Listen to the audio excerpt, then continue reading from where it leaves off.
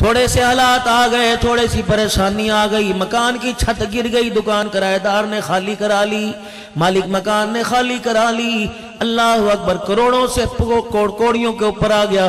اب کہہ رہے مولا کر لے تیری مرضی، اور بندے الصلاۃ خیر من النوم کا ترانہ تیرے بستر پر جب آیا کرتا تھا، اس وقت میری مرضی کہاں تھی؟ میری مرضی صبح 8 بجے اٹھنے کی نہیں، میری مرضی تو صبح 5 بجے اٹھنے کی ہے۔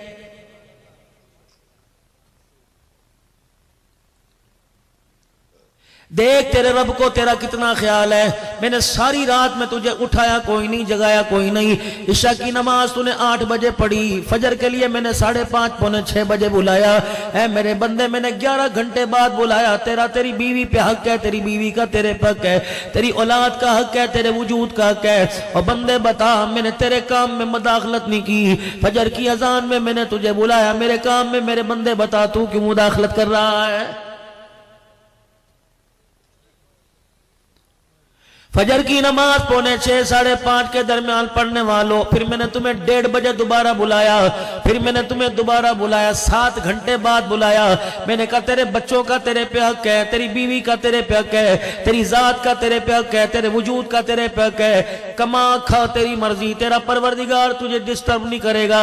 اے میرا بندہ خالی جیب گھر سے لے کے گیا تھا، جب تیری جیب بھر جائے، حی علی الصلاۃ حی علی الفلاح، او میرا بندہ ظہر کی نماز کا سجدہ کر لیا کر، مجھے میری کبریائی کی قسم ہے، کمائے گا تو حفاظت تیرا پروردگار کرے گا۔ صبح کی کھائی دوپہر میں شکریہ ادا کر کے چلا گیا، دوپہر کھائی عصر میں آ کے شکریہ ادا کر لے۔ او بندے پہلے میں نے دیا پھر تیرے سے لیا، پہلے میں نے دیا پھر تیرے سے لیا، لیکن میرا بندہ اب مغرب کا وقت آیا، فجر میں پہلے اللہ اکبر پہلے دیا پھر لیا، ظہر میں پہلے دیا پھر لیا، عصر میں دیا پھر لیا، اب مغرب کا وقت آیا بندے 3 مرتبہ پہلے میں نے دیا پھر لیا، اب مغرب کی نماز میں پہلے سجدہ مجھے دے کے جا، دسترخوان تیرے گھر میں سجا دوں گا۔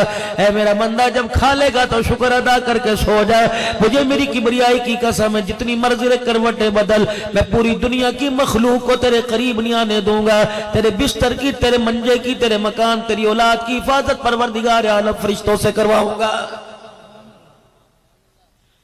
لیکن اس کی سمجھ میں بات آئی، جو مسئلہ میرے عزیزوں 4 قدم کے اوپر حل ہونا تھا، وہ مسئلہ حل کرانے کے لیے 35,000 فٹ کی بلندی پر میرے عزیزوں 16 گھنٹے کی مسافت کر کے انگلینڈ سے امریکہ کے اندر مسئلہ حل کرانے چلا گیا۔ مولوی صاحب ذرا سلیس اردو میں بات کیجئے، مسئلہ گھر کے دروازے پہ کیسے حل ہونا تھا؟ اللہ کا احسان ہے، ان لوگوں جس گلی میں چلے جاؤ تمہارے گھر بعد میں نظر آئیں گے، خدا کے گھر کا دروازہ پہلے نظر آئے گا۔ ہر گلی میں مسجد ہے، ہر گلی کے اندر مدرسہ ہے، ہر دروازے کے سامنے اللہ کا گھر ہے۔ فرمایا بندہ جو 4 قدم کے اوپر تیرا مسئلہ ہونا تھا، تو مسئلہ حل کرنے کے لیے دبئی جا رہے، انگلینڈ جا رہے، برطانیہ جا رہے، مالک کائنات مسئلہ کیسے حل ہوتا ہے؟ فرمایا تو میرے گھر میں آ کر مجھے اپنا چہرہ دکھاتا، مجھے میری کبریائی کی قسم ہے ساری دنیا کی رحمتیں تیری جھولی میں اللہ اکبر ڈال کے میں تجھے واپس بھیجتا۔ یہ کیسے ہو سکتا ہے دنیا کے مکان پر جائے خالی ہاتھ نہیں آتا؟ میں رب العالمین کے دربار میں آ کے بندہ تو خالی ہاتھ کیسے چلا جائے گا؟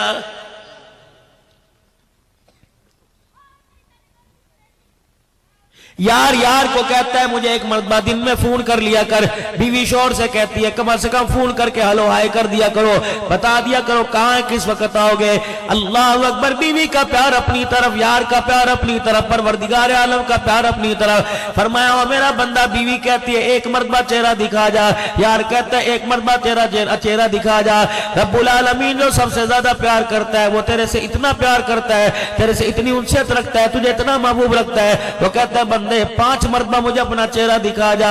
اللہ اکبر، ہفتے میں 15 دن میں 10 دن میں کوئی علیحدہ پرسنل ملاقات کر لیا کر۔ الہ العالمین وہ کون سی ملاقات ہے؟ فرمایا رات کے وقت تہجد میں مصلی بچھا لیا کر، میرے آگے بیٹھ کر دکھڑے سنانا تیرا کام ہے، تیرے دکھڑوں کو رحمت والی چادر میں لپیٹ دینا میں خدا کا کام ہے۔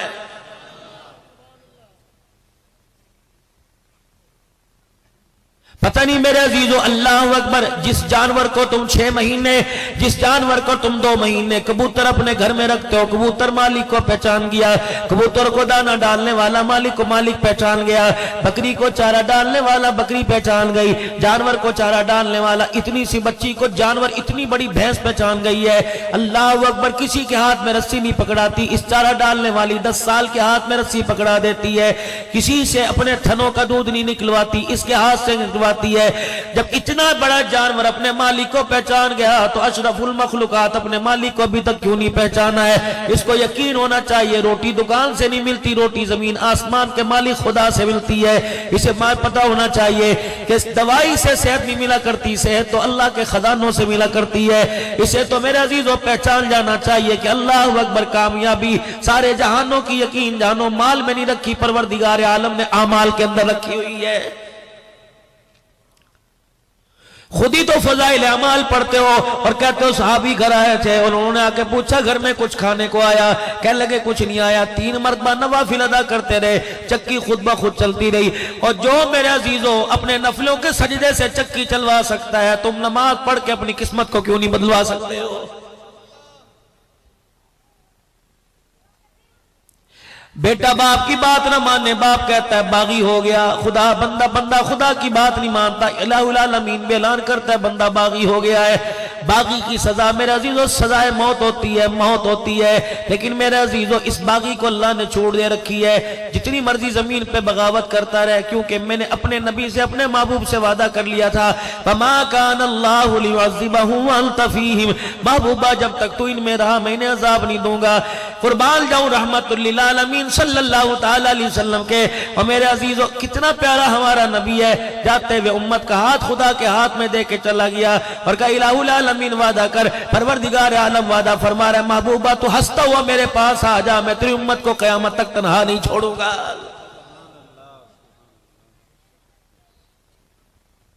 پورے ہفتے میں میرے عزیزو کتنی بغاوت ہو رہی ہے۔ آمنہ کے لال مکے کے در یتیم صلی اللہ علیہ وسلم سے آج میری بیٹی شیشے کے آگے کھڑی ہو کے کہتی ہے کیسی لگ رہی ہوں، فشل کروا کے میرے عزیزو امت کا جوان کہتا ہے کیسا لگ رہا ہوں، داڑھی کٹا کے امت کا جوان کہتا ہے کیسے لگ رہا ہوں، پھر کہتا ہے غلامی رسول میں موت بھی قبول ہے، تو داڑھی کٹا کے کہتا ہے غلامی رسول میں موت بھی قبول، میں کیسا لگ رہا ہوں، بلال چمڑے ادڑوا کے کہتا ہے میں کیسا لگ رہا ہوں، سمیہ میرے عزیزو شرمگاہ پہ برچیاں کھا کے کہہ رہی ہے میں کیسی لگ رہی ہوں، آج میری بیٹی سنگار میز کے آگے کھڑی ہو کے کہتی ہے میں کیسے لگ رہی ہوں، زنیرہ اپنی آنکھوں میں سریے گڑوا کر قرآن سنا کے کہہ رہی ہے میں کیسی لگ رہی ہوں۔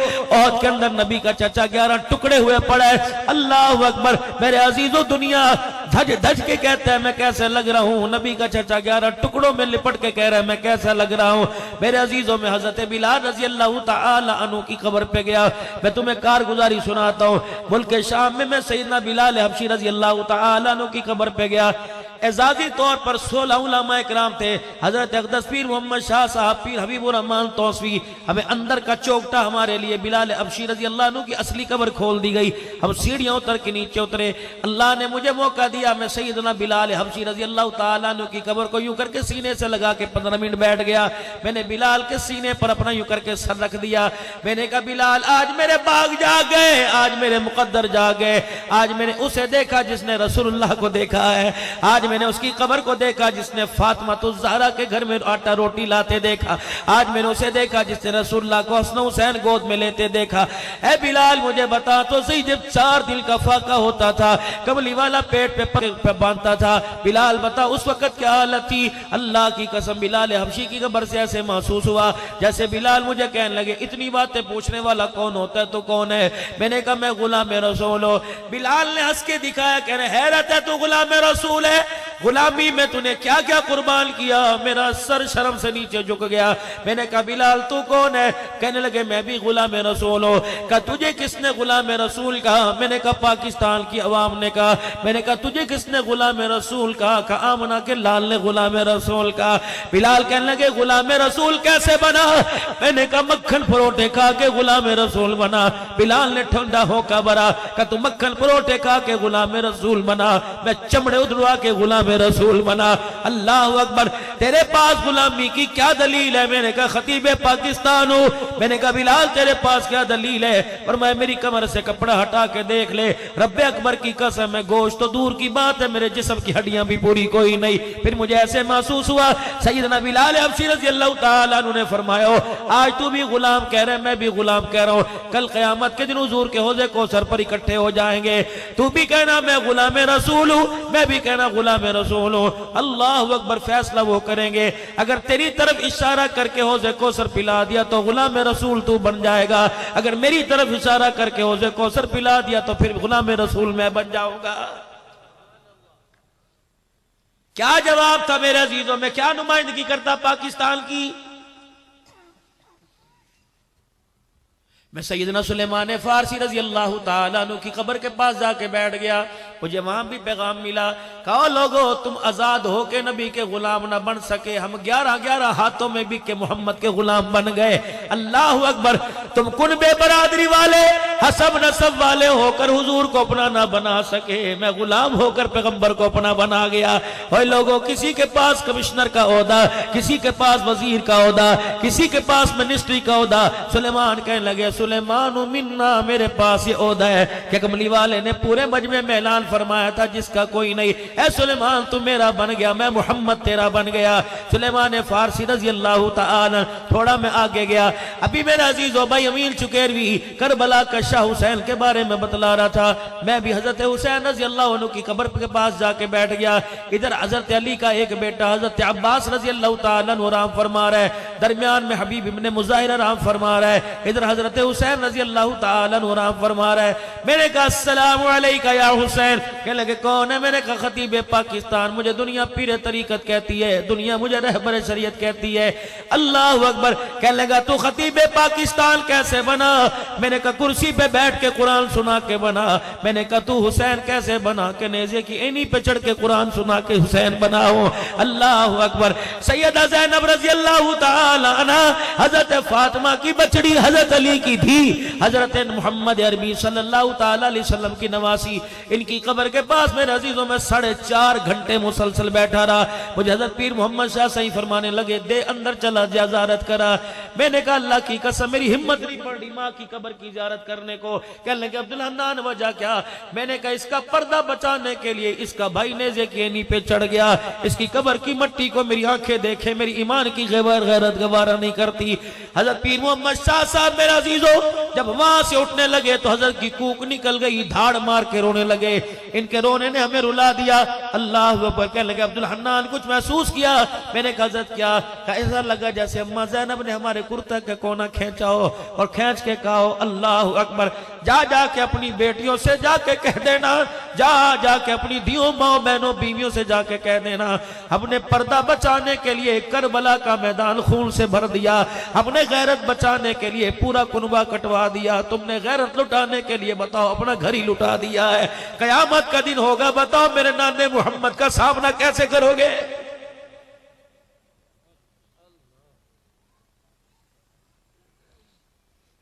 کون کون سی اللہ نے تمہیں نعمت میرے عزیز و ملک پاکستان میں عطا نہیں فرمائی؟